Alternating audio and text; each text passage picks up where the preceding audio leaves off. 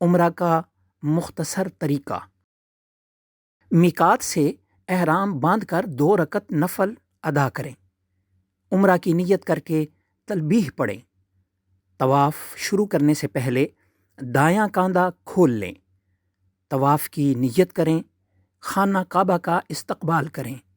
حجر اسود کو بوسہ لیں یا استلام کر کے طواف شروع کریں۔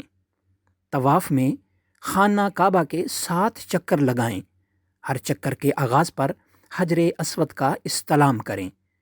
پہلے 3 چکروں میں رمل کریں۔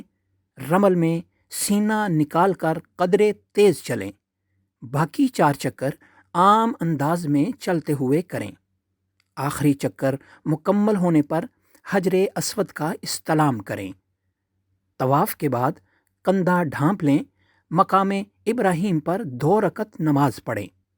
دل بھر کر آب زمزم پئیں اور اللہ سے دعا کریں۔